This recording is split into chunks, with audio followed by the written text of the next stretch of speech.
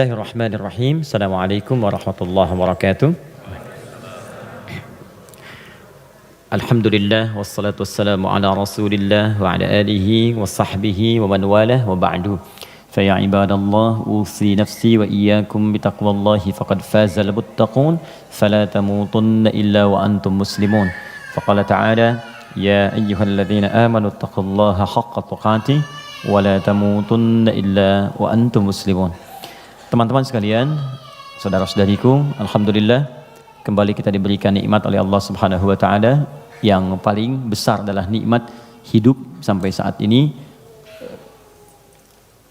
Karena di antara saudara-saudari kita ada yang telah kembali kepada Allah Subhanahu wa taala, dan kita doakan semoga seluruhnya jika dia muslim diampuni dosa-dosanya oleh Allah Subhanahu wa taala, dan mudah-mudahan juga diberikan rahmat oleh Allah dan diterima semua amal salehnya. Untuk kita yang masih hidup, perbedaan aktivitas, profesi itu hanya muka dunia saja. Toh seluruhnya itu peluang untuk beramal saleh.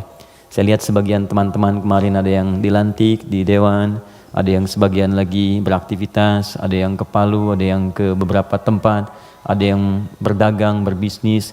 Itu hanya muka dunia saja gitu. Ya, pada akhirnya itu adalah peluang untuk beramal saleh.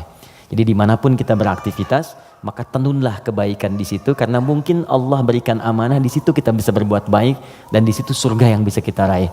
Maka jangan sampai ketika Allah titipkan kita sia-siakan peluang itu, karena tidak semua orang bisa mendapati itu semua. Saya turut mendoakan apapun yang kita kerjakan semoga diberkahi oleh Allah Subhanahu wa taala. Teman-teman sekalian, hari ini saya spesial ingin berikan kesempatan untuk diskusi kita.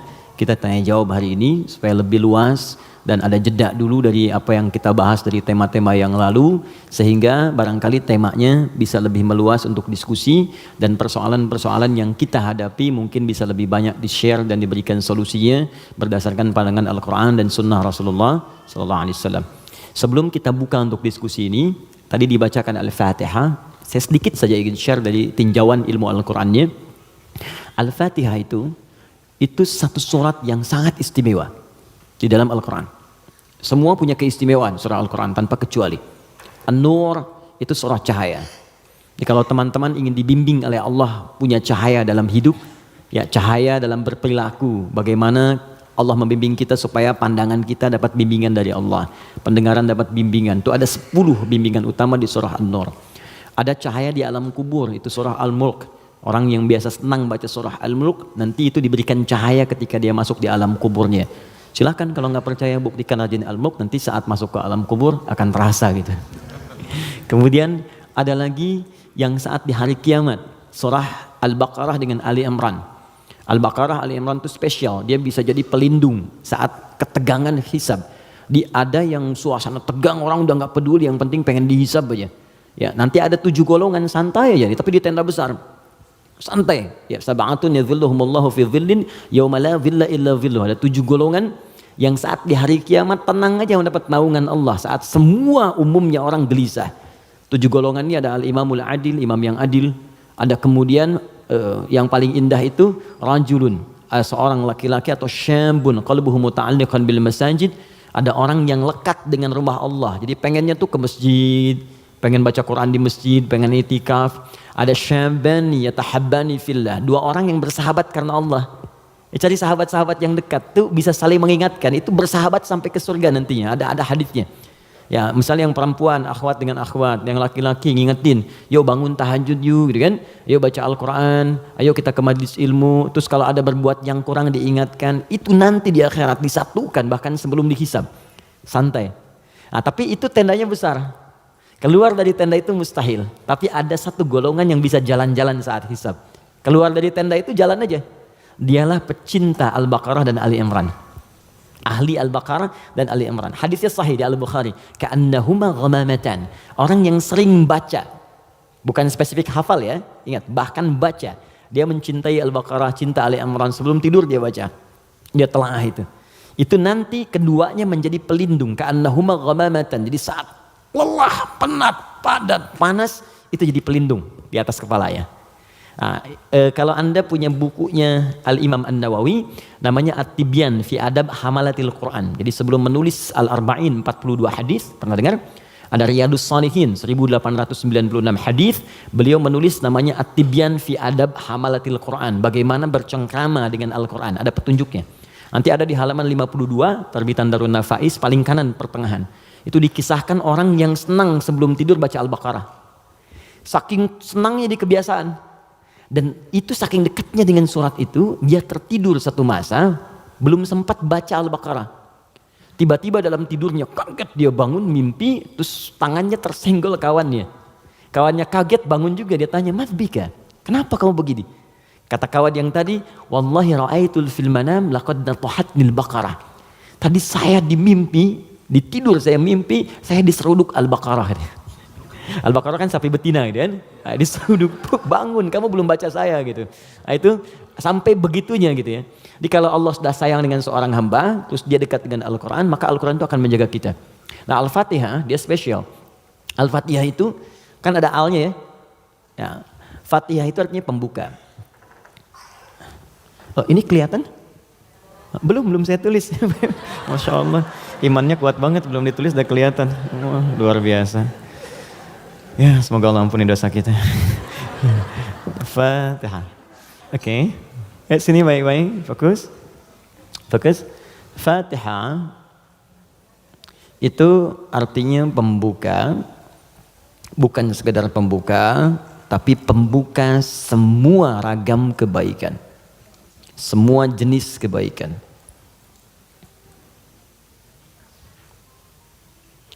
Nah, sebelum ada kalimat Fatihah ini masuk alif lam. Kalau kita belajar gramatikal bahasa Arab di ilmu nahwu khususnya, ya ilmu nahwu. Jadi ada 4 turunan bahasa Arab itu. Jadi ada nahwu, ada sharaf, kemudian sharaf 12 turunannya, ada balaghah 3 turunannya. Ada ma'ani, bayan, badi'. Ma'ani itu untuk memilih kata sehingga diksinya tepat untuk diungkapkan. Kayak kita mau bicara ke orang dewasa dengan anak kecil, anak muda beda kan? Bahasa milenial dengan bahasa yang senior lain ya. Nah, itu ma'ani. Bayan cara mengungkapkannya supaya jelas. Badi untuk memperindah kalimat supaya nyaman diterima. Jadi kalau kita mengajar seperti orang tidak tergurui, memerintahkan tidak tersinggung untuk kemudian diarahkan. Itu badi ya namanya.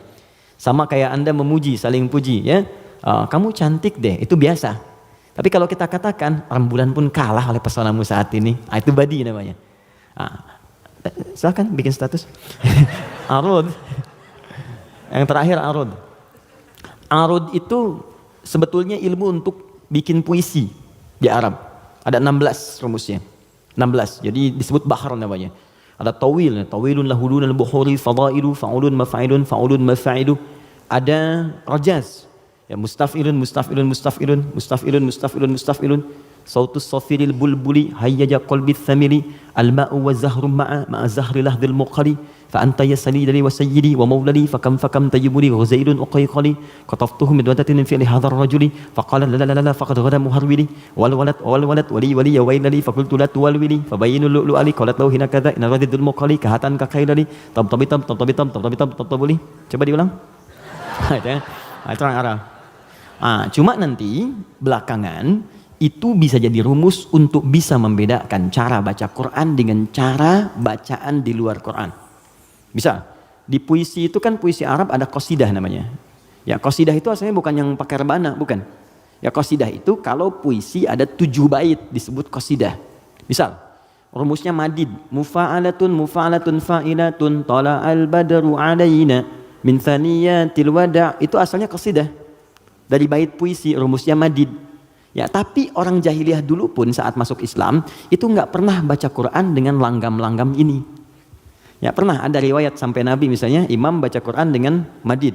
Ya, tala'al badru 'alaina wadduha wal laili idza saja. Kan enggak kan? Jadi sejahiliyah-jahiliyah mereka pun itu nggak pernah digunakan langgam ini untuk baca Al-Quran karena memang beda. Jadi kaidah makanya nggak bisa musik misalnya sekarang lagunya dipakai untuk baca Quran, itu nggak bisa. Karena beda ininya, frekuensinya lain. Gak ada kan imam baca sekarang, iyyaka na'budu wa iyyaka nasta'in, gak ada kan? Ya, bisa sih bisa, cuman enggak gitu ya. Kan gak enak kedengarannya. Itu ilmunya arud namanya. Dan ini ilmu bisa digunakan untuk mengukur pahala yang diberikan oleh Allah. Nanti lain waktu kita bahas. Nah, di ilmu nahwu ada al. Al ini punya dua arti secara umum. Satu disebut ta'rif, ma'rifat. Ma'rifat. Ma'rifat. Yaitu huruf yang ketika melekat pada kalimat menunjukkan sesuatu yang khusus, spesifik. Kalau di bahasa Inggris, the mungkin ya, artikel the. Car, mobil, umum. The car, yang ini nih, bukan yang lain. Pen, umum. The pen, yang ini, bukan yang lain. Nah itu dalam bahasa Arab al namanya. Jadi kalau ada al, yang dimaksud yang ini, khusus, spesifik, bukan yang lain. Al pertama yang melekat pada Al-Fatihah, berfungsi ma'rifah, menunjukkan sesuatu yang khusus. Surah ini adalah surah pembuka yang sangat khusus, karena dia disusun khusus untuk membuka surah-surah dalam Al-Quran. Jelas?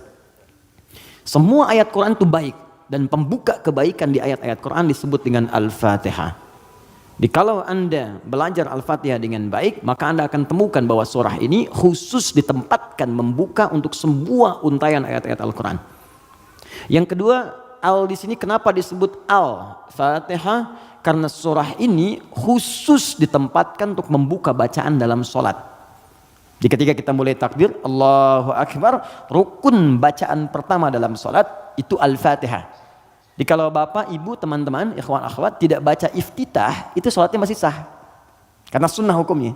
Tapi kalau Anda sengaja nggak baca Al-Fatihah, maka Anda mengulang sholat, batal hukumnya. Jelas? Nah, yang dahsyat yang mau saya sampaikan, ini rahasianya. Awas, saya fokus ya, ini rahasia dan diantara kita saja. Oke. Disebut alnya yang kedua dengan istighraq namanya, istighraq. Ya, jangan hafalkan istilahnya, yang penting paham maksudnya. Istighraq itu al yang menunjuk makna yang komprehensif, holistik. Sesuatu yang menyeluruh. Semua menyeluruh sifatnya, tanpa kecuali. Al. Contoh begini. Alhamdulillahi Rabbil Alamin. Al di situ mencakup semua maknanya, komprehensif, seluruhnya tanpa kecuali. Makanya ketika hamdun artinya pujian, alnya diartikan segala. Lihat terjemahan, segala puji hanya milik Allah. Alnya semua, jadi semua jenis pujian kembali ke Allah.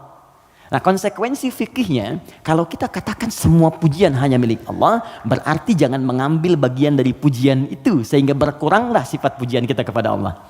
Contoh, Anda punya anak nih, dilatih baca Quran, bagus sampai hafal 30 juz. Tiba-tiba teman berkata, oh Masya Allah ukhti, akhi, anaknya pintar sekali, bagus hafal Quran. Anda katakan, Alhamdulillah, semua karena Allah. Cukup.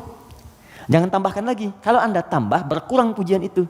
Ya, saya juga berdoa sih, malam-malam saya doakan, terus saya latih juga, kirimkan pada guru yang baik, itu jadi wasilah, nah, itu berkurang. Jelas ya? Anda sakit, kemudian ke rumah sakit, terus kaki sudah mulai agak baik, teman-teman nengok, gimana kondisinya bro? Ya kawan, bagaimana kondisinya? Alhamdulillah, sudah baik. Nah kalau sudah Alhamdulillah jangan ditambah. Ya walaupun sedikit, ya walaupun meskipun barangkali itu hilang semua. Karena ada al. Nah sekarang, masukkan ke sini. Tadi teman kita baca Al-Fatihah, fungsi yang kedua, dia nih. Istighraq menunjuk pada makna semua tanpa kecuali. Kalau digabungkan dengan makna ini rahasianya. Pembuka jenis kebaikan. Masuk al di sini. Maka surah Al-Fatihah, seluruh ayatnya, kalau dipelajari dengan benar dan diamalkan, dia akan membuka semua jenis kebaikan yang diharapkan dalam hidup. Orang ingin sukses, pelajari Al-Fatihah, maka akan dibuka kesuksesan. Ada yang sakit, ingin mendapat kesembuhan cepat, pelajari Al-Fatihah. Di situ ada rahasia bagaimana mendapatkan kesembuhan cepat dari Allah. Orang ingin rezeki, ingin ilmu, pelajari Al-Fatihah. Maka di situ ada nilai-nilai kebaikan yang cepat dibuka. Makanya satu-satunya surah dalam Al-Quran yang banyak namanya sesuai dengan objek kebaikannya hanya Al-Fatihah. Dia disebut Asy-Syifa karena di dalamnya ada kandungan untuk mempercepat datangnya kesembuhan dari Allah. Ada kepala suku di Arab dulu tersengat kalajengking Arab. Racun masuk ke dalam sampai sekarat. Secara medis nggak bisa, semua angkat tangan. Datang rombongan sahabat, yang tadinya mampir ditolak, kemudian dikejar. Ada nggak yang bisa menyembuhkan di antara kalian? Satu orang mengangkat tangan. Kata orang ini, insya Allah, bukan saya akan sembuhkan kalau Allah berkehendak.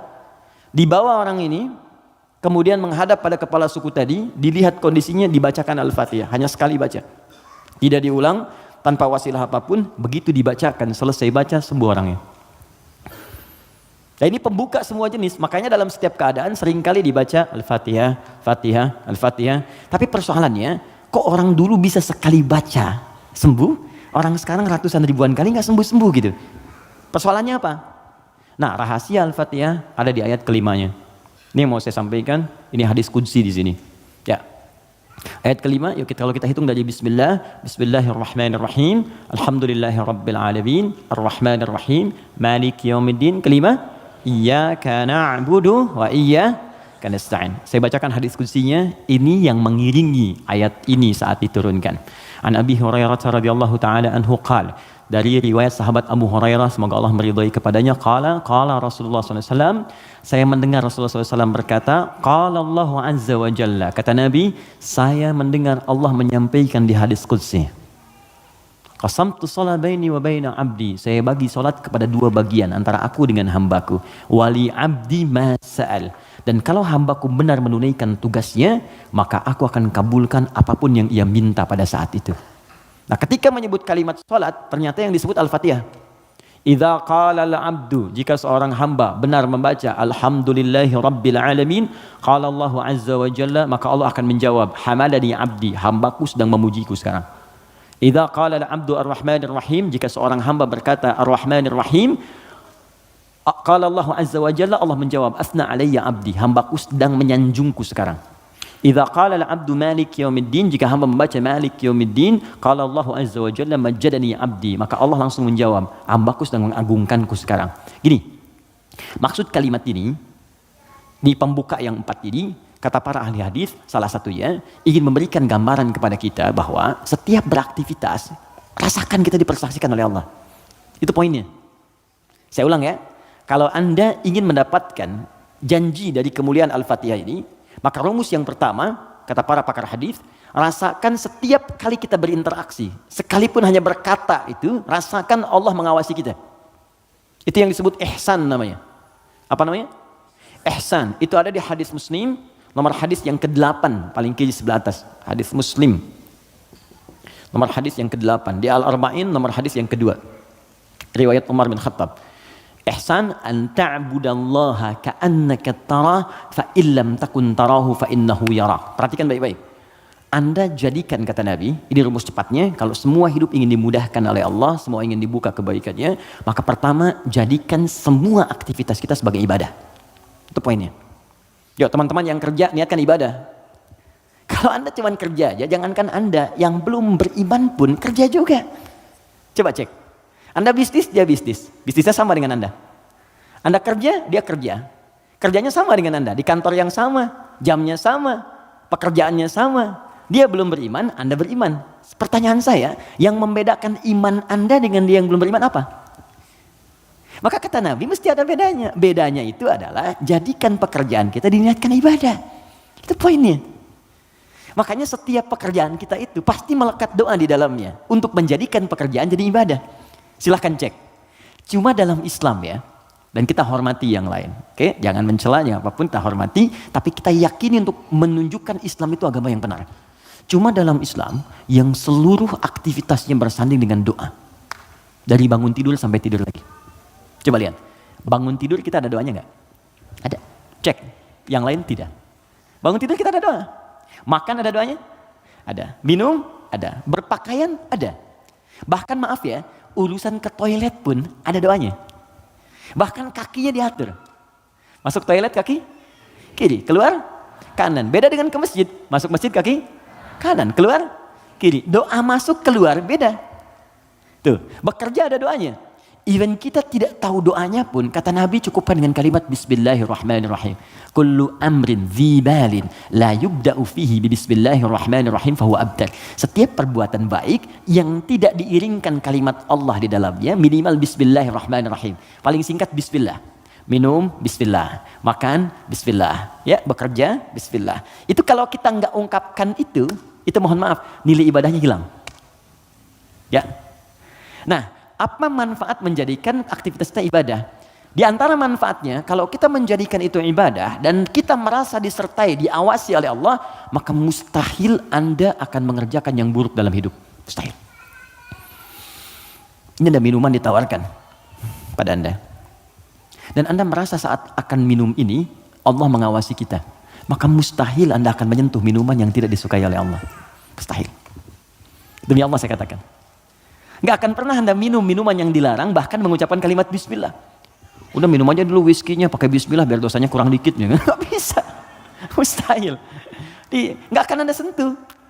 Pekerjaan juga begitu. Ya, kaki, tangan, teman-teman yang tugas di dewan nggak akan nyusun anggaran macam-macam. Kenapa? Karena merasa Allah lihat. Nggak mungkin Anda tanda tangan sesuatu sementara Anda merasa disaksikan Allah dan Anda tanda tangan pada yang buruk, mustahil. Oh, tapi kan fee-nya besar nih proyeknya. Allah menyaksikan kita. Atau saya istikharah dulu deh biar benar. Jelas ya?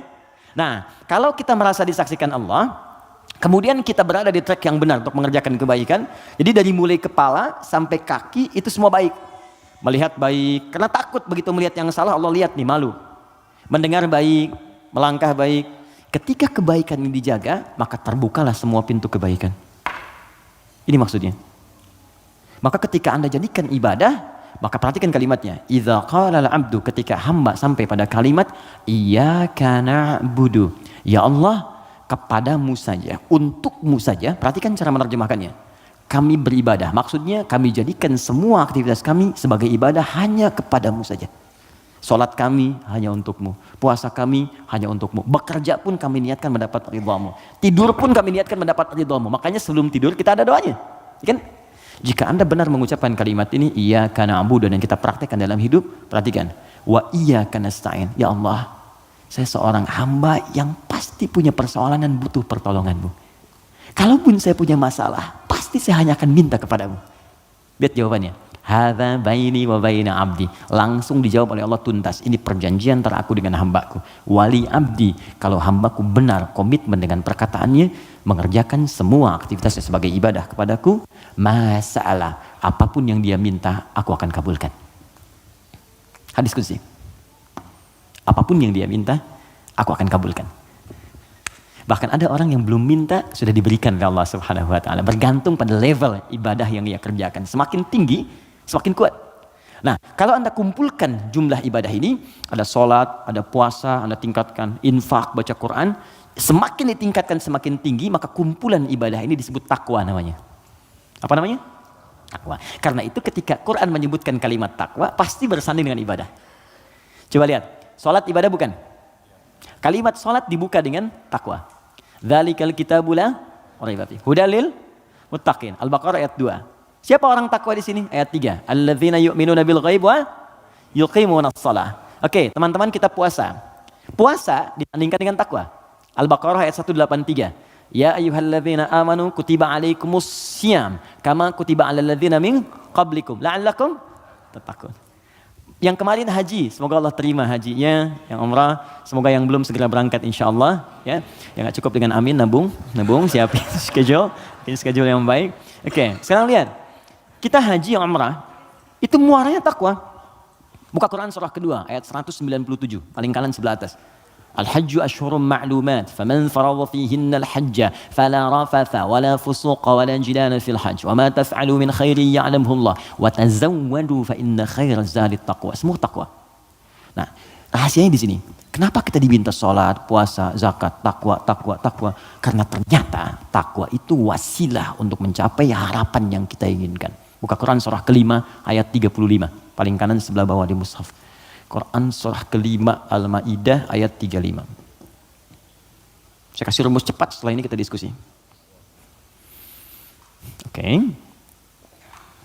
Ya ayyuhalladzina amanu, hai orang-orang yang telah menyatakan dirinya beriman kepada Allah, ittaqullaha, tingkatkan takwamu kepada Allah. Tadi bentuknya ibadah. Jadi kalau sholat tingkatkan. Maksud ditingkatkan di sini dari yang fardu ke sunnah, gitu kan? Dia bukan menambah bilangan yang fardu. Oh, berarti besok aku subuh dari 2 jadi 4 gitu ya Ustaz. Ya, saya tambah dengan yang sunnah. Yo, yang belum duha, yang belum tahajud, tambah, naik ke atas. Ya, puasa tambah, yang dari Senin tambah Kamis. Okay? Kamis, Senin, Kamis, puasa Ayyamul Bid, 3 hari di pertengahan bulan. Tambah lagi misalnya daun, kalau kita mampu sesuai dengan kemampuan. Naik, untuk apa? Teruskan ayatnya. Wabtaghu ilaihil wasilah. Takwa itu gunakan sebagai wasilah untuk meminta kepada Allah apa yang kau harapkan. Teman-teman mau minta apa? Sukses di karir? Nyaman di rumah tangga? Anak-anak sehat? Pintar? Hafal Quran? Kalau Anda punya permohonan tertentu kata Allah, maka sebelum memohon, cari dulu wasilah takwa. Beramal dulu. Dan niatkan amalan itu untuk mewujudkan apa yang ingin Anda mohonkan tadi. Itu rumus. Makanya banyak orang yang mengerjakan ibadah itu diisi dengan doa permohonan. Puncaknya sholat. Makanya sholat disebut sholat karena banyak doa di dalamnya. Coba lihat, waktu kita diminta sholat. Mu'adzan itu pengumumannya, kan itu membuat kalimat bukan cuma sholat. Saya tanya sebentar, yang pengen sukses boleh angkat tangan siapa? Oke. Ya, it's happening. Oke, yang pengen bahagia? Baik. Yang pengen sukses tapi nggak bahagia? Pilih mana? Sukses tapi nggak bahagia atau bahagia nggak sukses? Tidak ada pilihan ketiga dan nggak usah milih. Ini saya satu dulu. Oke, kalau Anda ingin keduanya, sukses dan bahagia, namanya falah di bahasa Arab. Apa namanya? Falahun. Kalau Anda genggam itu, digenggam, dan nggak mau Anda lepas, maka disebut aflah namanya. Aflah. Oke, sekarang lihat sini. Teman-teman masih ingat setiap hari kita sholat kan? Sebelum kita sholat ada tanda waktu sholat telah tiba. Apa tandanya? Adzan. Yuk kita lihat suara adzan. Begitu Allahu Akbar sampai ke kalimat hayya 'alas shalah. Ayo sholat. Terus Anda bertanya, kenapa saya sholat ya Allah? Kata Allah, saya nggak butuh sholatmu. Kamu nggak sholat pun tidak akan menurunkan statusnya sebagai Tuhan. Cuman kamu butuh dengan sholat itu wasilah untuk minta kepadaku. Kamu sholat hayya 'alas shalah karena kamu ingin dapat falah. Maka dalam suara adzan setelah hayya 'alas shalah apa kalimatnya? Hayya 'alal falah. Kalau sudah digenggam itu aflah namanya. Kata Allah, orang beriman pasti menggenggam kesuksesan. Itu pasti. Jadi kalau orang beriman sukses itu nggak aneh. Yang aneh itu beriman tapi nggak sukses. Aneh itu. Pasti ada yang kurang menerapkan nilai keimanannya. Makanya Allah turunkan surat orang beriman yang sukses itu. Quran surah ke-23. Al-Mu'minun. Perhatikan pembuka ayatnya. Qad aflahal mu'minun. Aflah. Kata Allah, orang beriman itu semuanya tanpa kecuali pasti akan menggenggam kesuksesan dan kebahagiaan dalam hidupnya. Walaupun definisi sukses itu bisa beda-beda. Bagi si fulan ketika aku mencapai posisi ini, bagi yang lain di sini pun aku sudah sukses. Ya, bahagia juga bisa lain-lain. Ya, orang berkata minum kopi udah bahagia, minum teh bahagia, bahagia itu begini, bahagia itu seperti ini. Tapi Quran tuh memberikan yang pasti gitu. Karena semua manusia itu relatif. Kata Allah, kalau engkau ingin menggenggam kebahagiaan itu, maka ini amalannya. Alladzina hum fi salatihim khashi'un, salat. Alladzina hum lizakati fa'ilun, zakat. Karena itu ketika teman-teman saya, Anda, kita semua diminta ibadah, maka cara berpikirnya jangan jadikan beban. Kalau jadi beban capek Anda. Suruh tahajud, capek ya, malas. Tapi kalau cara berpikirnya adalah mendapatkan apa yang kita harapkan, nih Allah janjikan, dikabulkan doa, dikasih kemudahan. Kalau cara berpikirnya ke situ, maka kita akan semangat bahkan menunggu ibadah itu tiba waktunya. Jelas? Nah, maka kalau teman-teman setiap kajian dengan ustadz manapun, siapapun, tadi ada yang bacakan Al-Fatihah seperti tadi, maka ingat-ingat, barangkali bukan Al-Fatihah yang dibacakan. Barangkali ada pengingat dari Allah, hey, dari sekian bacaan itu engkau bacakan 17 kali dalam sehari seumur hidup, maka berapa yang sudah engkau praktekkan? Apakah engkau merasa aku mengawasimu saat beraktivitas? Ataupun engkau merasa bahwa setiap ibadah itu bukan beban, tapi untuk mengabulkan apa yang engkau harapkan?